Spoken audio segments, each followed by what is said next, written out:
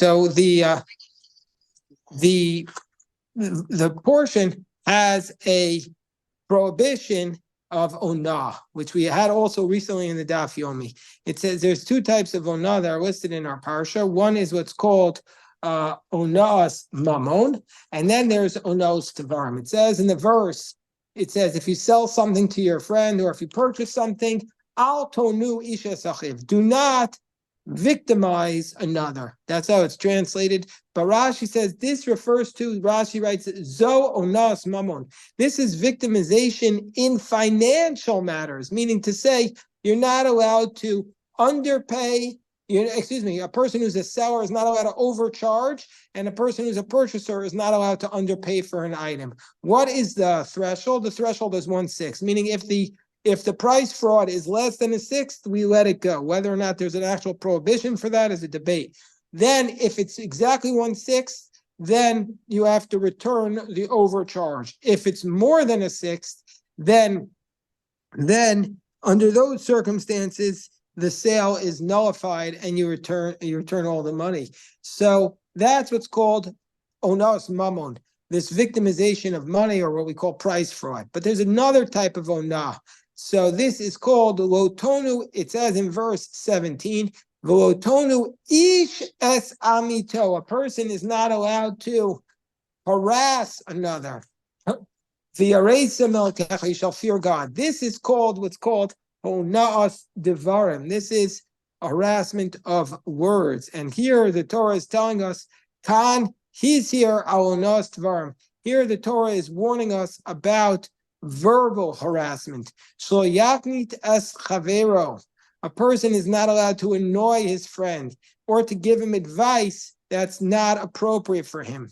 And the example the Talmud gives is one of the examples is if a person who recently converted to Judaism comes over to somebody and says, "Oh, why are you eating this pork?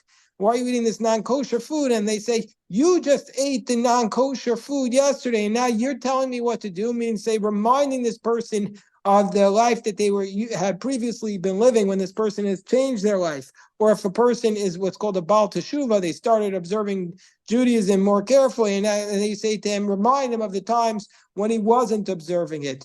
Or you remind somebody of things that they've done wrong. These is what's called ona'as devarim. It's basically not being sensitive to a person's needs, a person's feelings, even though you didn't really say anything that wasn't true, and you didn't even necessarily mean to hurt them, but it's a prohibition from the Torah basically to not be sensitive and say the improper words. So in that context, I want to share with you two stories from the Talmud.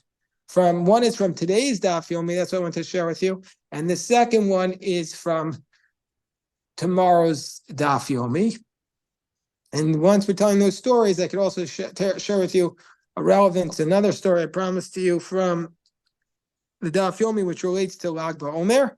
And then if we have time, I'll tell you another story from today's Daf Yomi, which is incredibly meaningful to me personally. So first of all, where do we see ona'as devarim in today's Daf Yomi?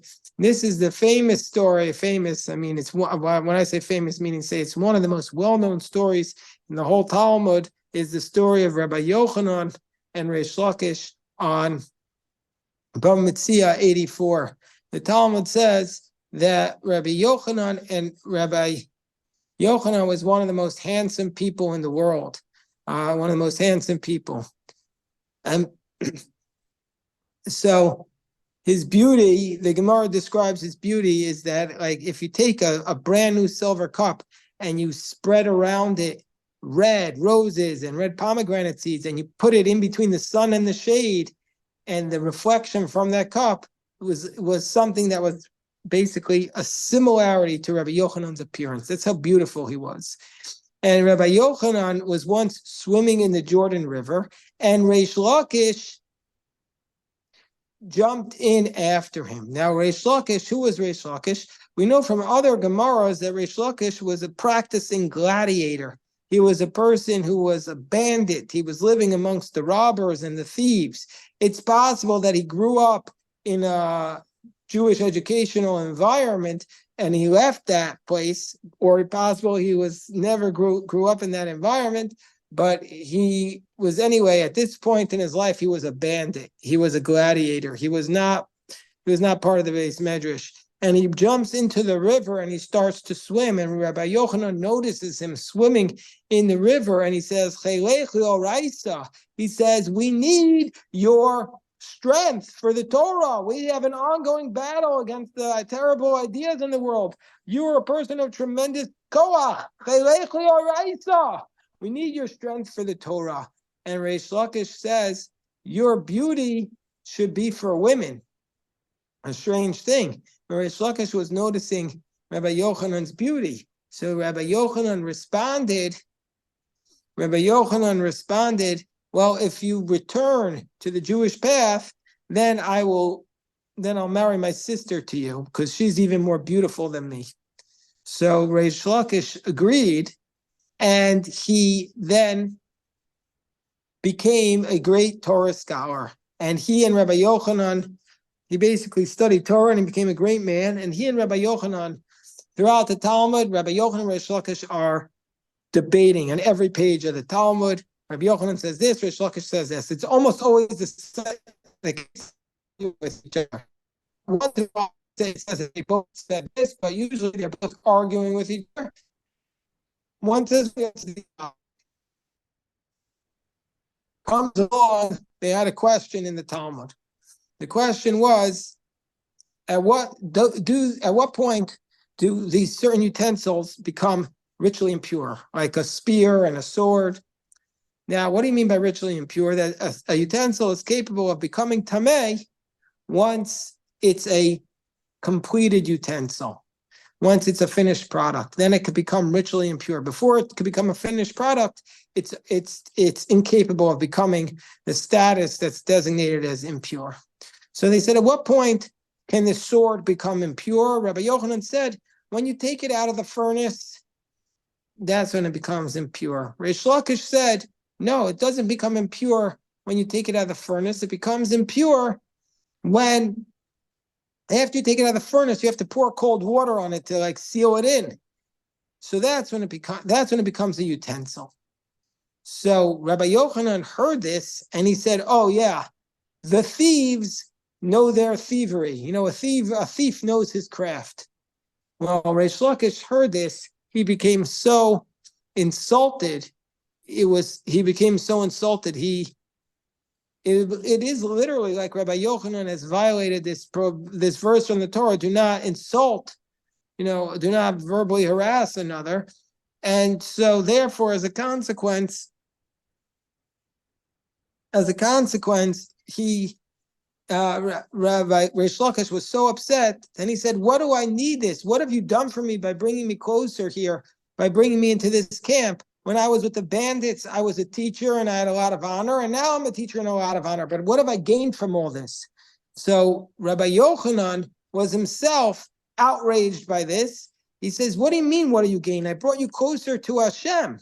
So at that point, both Rabbi Yochanan and Reish Lakish were, at that point, both Rabbi Yochanan and Reish Lakish were so upset with each other, but Rabbi Reish Lakish had made Rabbi Yochanan feel bad. So when you make a tzaddik feel bad, the person will be punished by Hashem. So Reish Lakish was punished with an illness by God.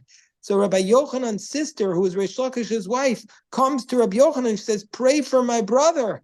And Rabbi Yochanan didn't do it. She said, pray for him on account of the fact that his children will be orphans. Rabbi Yochanan said, I'll take care of them. And then she says, or God will take care of them. He said, well, pray for me. I'll be a widow. She said, God will take care of you. And he didn't pray for Reish Lakish to be healed. And Reish Lakish died as a result of this illness. So comes along at that point, of course, this is going to happen. Soon after this, Rabbi Yochanan began to basically, he began to miss Reish Lakish, and he was in a lot of pain that he was missing Reish Lakish. He said, Reish Lakish, where are you? Where are you, Reish Lakish?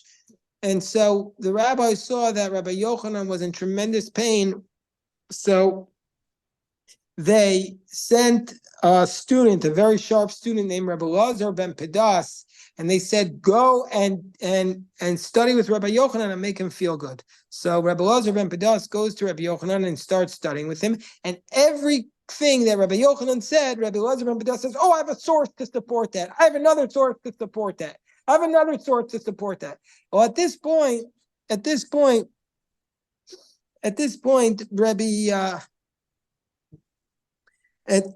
point, Rabbi Yochanan was outraged. He said, do you think that this is what I'm missing in my life? When Reish Lakish would ask me, when I would say something in front of Reish Lakish, he would ask me 24 questions and I would give him 24 answers. You're sending me sources to say I'm right. Don't you think I think I'm right already? That's why I'm giving this opinion. Meaning I don't want somebody to say I'm right. I want somebody to challenge me. And that's what I'm missing now that Reish Lakish is gone. So at that point, Rabbi Yochanan just started wandering around with his clothes torn, and he literally went insane out of the grief.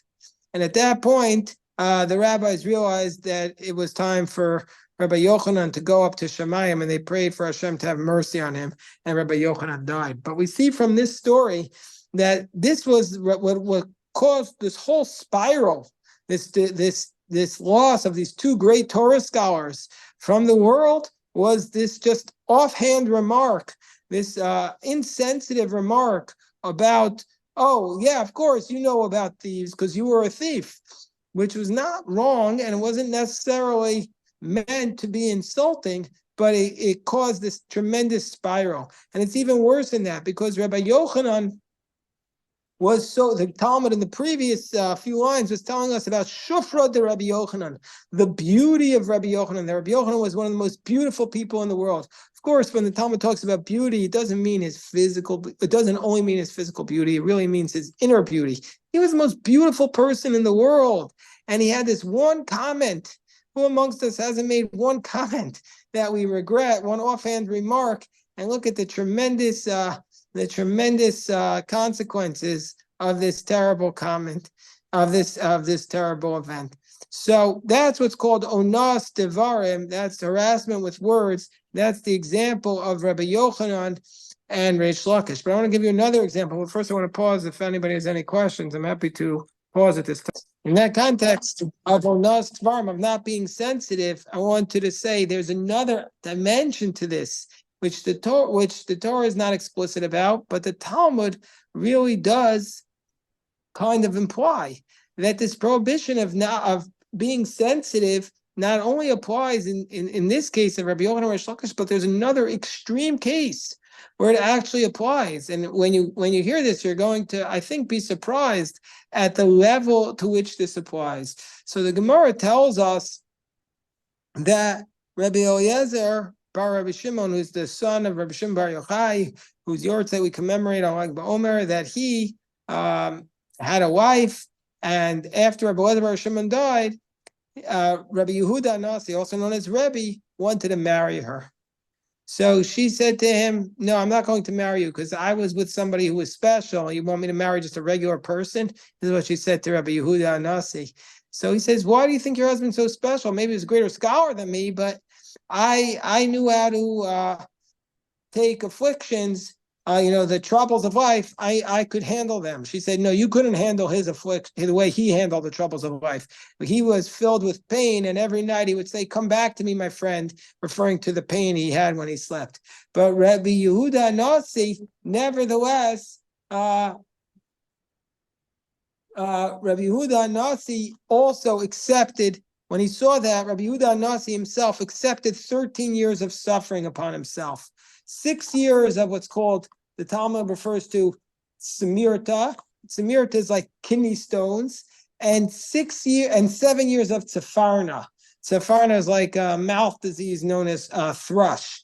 And his pain was so great that the stableman of his house, who was such a wealthy man, he had so many animals that when it came time for Rebbe to go to the bathroom, and Rebbe, he knew he would be in pain,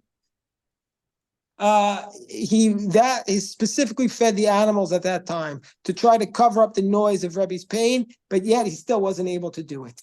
So the Gemara tells us about Rebbe's suffering.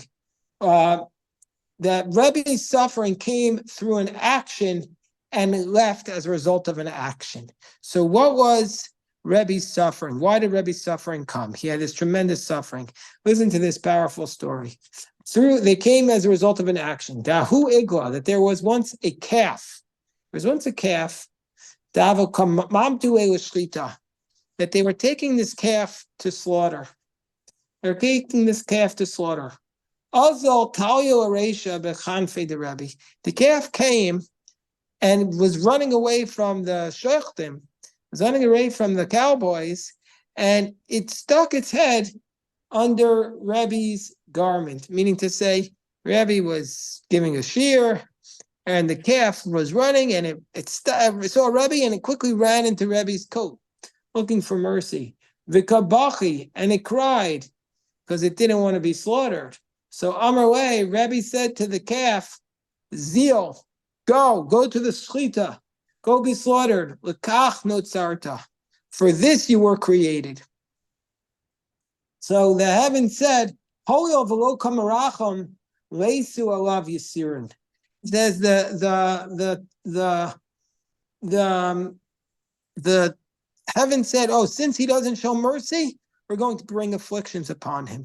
Now, really, technically speaking, the Torah allows us to kill animals. So why is Rebbe being punished?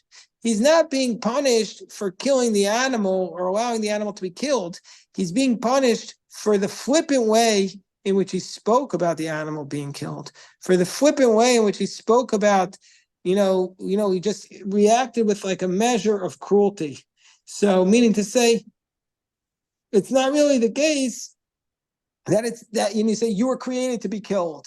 That's not the case. He could have said the same idea actually a little bit differently. He said you were created to be part of the process of us studying Torah, coming closer to God by being part of this process, by providing protein for the human beings. So not you were created to be killed. No, you were created to be part of the symphony of life. He could have said it in a way that would be more sensitive. So Rebbe was not sensitive to the position of the sages, and so therefore, Rebbe was not sensitive in the way he spoke to this calf, and for this reason, he was punished with afflictions. And the Talmud tells us, in this context, the Talmud tells us how did Rebbe lose these afflictions? Because what happened was, the Talmud says, that one time Rebbe's his housekeeper was sweeping his house, and Havashaja b'nei karkushta, and there was basically a bunch of little baby weasels on the floor. She was sweeping them up and just killing the little baby weasels. So Rebbe said to her, Shefkinu, leave them alone, because Hashem's mercy is upon all his creations. And they said in heaven, Ho merachem nerachem alei, because since he had mercy, we're going to have mercy upon him. We're going to have mercy upon him. So we see that this concept of onas devarim is really about, are you a sensitive person? Are you acting with sensitivity? And that's the prohibition of the Torah, that we need to act with sensitivity. So now, okay, first of all, let me stop for a second, see if anybody has any questions.